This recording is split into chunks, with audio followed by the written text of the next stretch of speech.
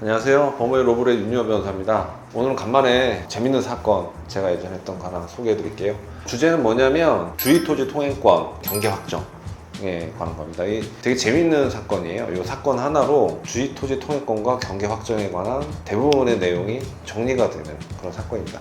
제가 들어가기에 앞서서 좀 사실관계를 설명을 드릴게요. 일단 제가 여기 그림을 하나 그려놨는데 이 사건의 발단이 어떻게 된 거냐면, 이제 원고가, 제가 이제 대리한 사람은 피고인데요. 원고가 자기 땅에 피고의 요 건물이 침범을 하고, 피고가 여기에다 이제 다리를 하나 설치해 놓은 게 있는데, 자기 땅을 침범을 했다고 다리하고 요 건물을 철거하라는 소송에서부터 시작이 된 거예요. 당시에 이제 원고가 소송을 하면서 증거로 제출한 게 있어요. 측량 감정한 게 있는데, 그 측량 감정의 이제 측량 성과도를 보면 이 건물이 이제 이렇게 침범한 것처럼 나와요, 측량 성과도가. 근데 이게 이제 문제가 있었어요, 이 측량 성과도에. 이제 그게 어떻게 밝혀졌냐면, 저희가 이게 건물이 되게 오래된 건물이거든요. 원래 이 건물이 뭐냐면, 예전에 그 이후락 씨 아시죠? 이후락 씨가 저기 광주 거기서 이제 별장으로 쓰던 그 건물이었어요. 건물이었는데 엄청 오래됐죠. 몇십 년 된 건물인데, 원래 옛날에 이거를 측량을 할 때는 이 건물이 여기 침범하지 않았던 거예요. 근데 그 경위가 어떤 거냐면, 원래 이게 이 땅 전체가 원래 한 필지 땅이었거든요. 한 필지 땅이었는데, 이 땅이 지금 뭐 여러 명이 이거를 공유로, 여기 지금 원고도 포함이 돼 있어요. 공유로 해가지고 소유를 하고 있다가, 당시에 이 땅이 뭐였냐면 임야였어요, 임야. 이거를 공유로 소유하고 있다가 서로 이거를 이제 분할을 하려고 했는데 이게 마음이 안 맞아가지고 공유를 분할 소송을 한 거예요. 공유를 분할 소송을 하면 땅을 나누려면 측량을 해야 될 거 아니에요. 어느 부위를 어떻게 나누고 정해야 되니까, 그때 이제 지목이 임야인 상태로 이제 측량을 한 거예요. 측량을 했고, 그 무렵에 이 공유자 중 한 명이 건물을 지은 거예요. 근데 이 측량을 하면서 이게 지금 원고가 이만큼 여기 차지하고, 이거를 피고 전에 소유했던 사람이 이걸 차지를 하려면 건물이 침범이 되면 안 되잖아요. 그러니까 임야 상태에서 공유물 분할을 하면서 측량을 한 걸 기준으로 사실 건물을 지었기 때문에 원래는 침범을 안 하는 게 맞거든요. 실제로 그때 당시에 공유물 분할 소송 기록을 보면 측량 성과도에 이게 침범을 안 하는 걸로 나와요. 근데 이제 문제가 뭐였냐면, 피고가 소유했던 땅 전 소유자가 이거를 원래 임야였잖아요, 임야. 이거를 지목을 대지로 전환을 한 거죠. 대지로 전환을 하면 측량을 다시 해야 되거든요. 임야는 축척 6,000분의 1이고 대지는 1,200분의 1인데, 이거를 그러니까 지목을 전환을 하면서 전환 측량을 또 해야 되고, 그거를 지적도라고 보통 하죠. 옮겨야 되기 때문에 이게 지금 축적이 다르죠. 축적이 다르기 때문에 이 과정에서 오류가 생긴 거예요. 오류가 생겨가지고, 이거에 따르면 대지로 한 전환 측량 성과도에 따르면 이 건물이 여기 이렇게 침범하게 되는 거예요, 이렇게. 근데 원고는 이거를 근거로 해가지고 건물 철거하라는 소송을 하게 된 거죠. 거기서 오류가 생긴 거예요. 이상하잖아요. 이제 제가 배경을 설명을 한 건데, 그래서 이제 제가 의뢰인한테 이거 측량을 좀 다시 해봐야겠다 제안을 드렸고, 저희가 다시 측량을 했죠. 측량을 했더니 어떤 얘기가 나왔냐면, 국토정보공사죠.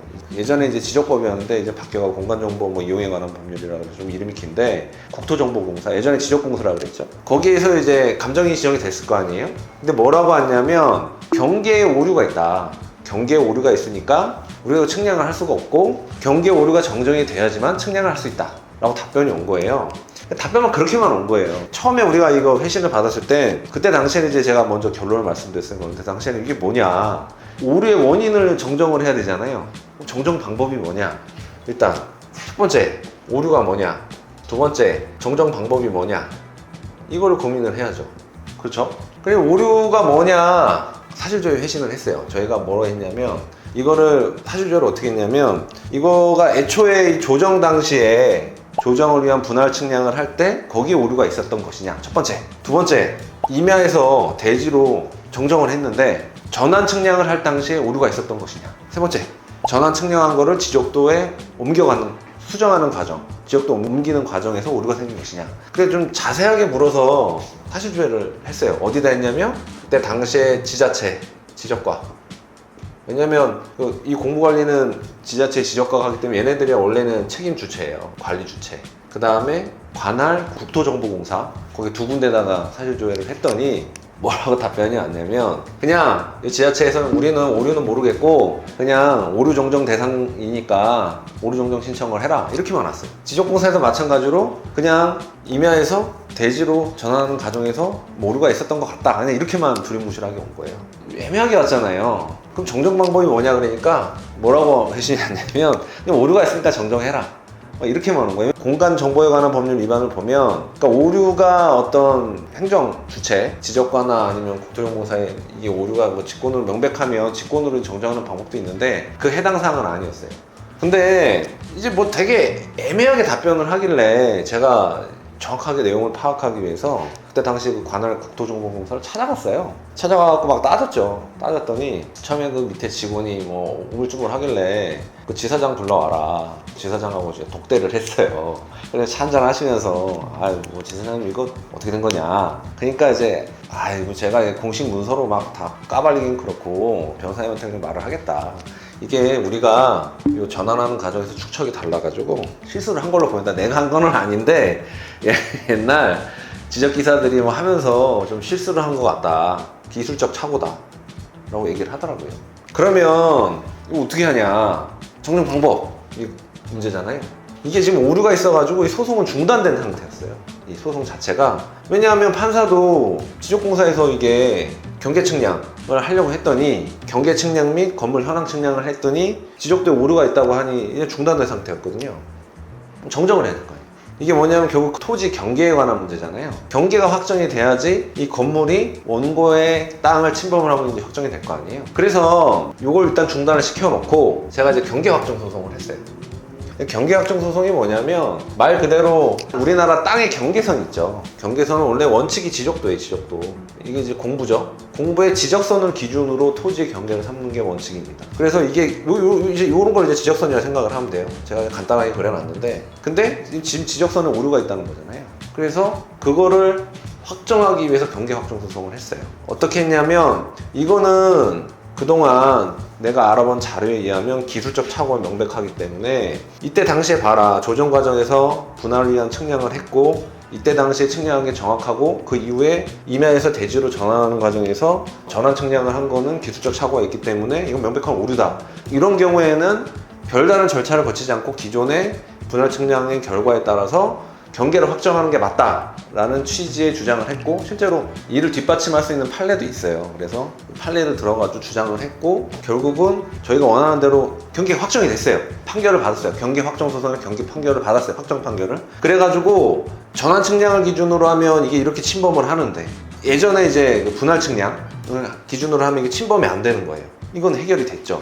이건 해결이 됐잖아요. 그럼 철거는 일단 방어를 할 수 있어요. 그쵸? 그러면 다리 부분이 남았어요. 다리 부분. 근데 여기서부터 이제 주의토지 토행권이 문제가 된 거예요. 이게 지금 현황이 여기가 지금 공로인데 여기 이제 평면도로 그려서 그런데 여기가 지대가 높아요. 약간 산에 약간 중턱 비슷하게 지대가 높은데 옛날부터 이렇게 공유로 있을 때 어떻게 다녔냐면 여기에 공로에 이렇게 오솔길이 하나 이렇게 있어요. 오솔길이 이렇게 있고 여기를 통해서 다리를 해서 이렇게 간 거예요. 여기가 지대가 높아요. 이쪽 땅. 그러니까 이게 이렇게 돼 있는데 지금 이 원고는 이거는 이제 자기가 써야 되니까 뭐 어차피 자기 땅이니까 문제 안 삼죠. 근데 이 사람 입장에서도 여길 통해서 이렇게 가야 되거든요. 그러니까 이 자기 땅을 다리 부분 있죠. 이 부분 다리 지나가잖아요. 이 부분을 철거하라는 거예요. 너 못 다녀. 그쵸? 그러니까 이제 주의토지 토행권이 뭐냐면 민법 제219조의 공로, 이거 공로죠. 공로사에 용도에 필요한 통로가 없었던 거예요. 피고는 저희 의뢰인은 없었던 거예요. 통로가. 그래서 출입이 안 되는 거예요. 통로가 없으니까. 여기를 안 다니면 출입이 안 돼. 그리고 이제 과도한 비용이 드는 거예요. 근데 왜 과도한 비용이 드냐면 원고가 너 그러면 여기서 이렇게 통행하면 되지 않냐 이렇게 주장을 한 거예요. 여기 이렇게 다니면 되지 않냐. 근데 여기가 지대가 높아요. 높아가지고 다리를 이렇게 설치를 할 수가 없어요. 여기를 통해서 이렇게 가면 상관이 없는데 그러다 보니까 이쪽에서 과도한 비용을 든다. 그 판사한테 현장 검증 한번 와봐라. 실제로 판사님이 현장에 왔거든요. 그런데 이렇게 쓱 보시더니 여기 사람이 어떻게 다녀요? 이게 나온 거예요. 그리고 딱 봐도 위험하거든. 여기다 다리를 이렇게 고도가 이렇게 높은데 그걸 수직으로 어떻게 이렇게 다리를 세워요? 판사가 보기도 안 되거든요. 너무 과도한 비용이 들어. 이 조적 주장의 기각. 이런 경우에는 이 피고에게 다른 사람의 토지를 통행을 할 수 있는 권한, 여기 통행할 수 있는 권한이 있고, 여기 지금 통로를 개설한 거나 마찬가지죠. 통로를 개설할 수도 있어요. 다리가 일종의 통로예요, 통로. 그래가지고 이 법적 근거가 있는 거예요. 이 다리도, 이거는 땅 위를 다니는 거잖아요, 다리는. 여기가 지금 요 밑에 여기도 골짜기가 있어요, 이렇게. 골짜기에서 다리가 있는 거거든요. 골짜기를 지나갈 수는 없잖아요. 이게 바로 통로예요, 통로.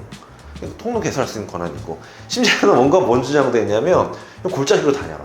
근데 판사 이렇게 보더니 길도 아니야, 그냥 돌멩이만 이만한 거 막 그냥 막 있으니까 저기 사람이 어떻게 다니냐고, 자빠지면 크게 다친다, 그 얘기도 나왔거든요. 그 주작도 기가.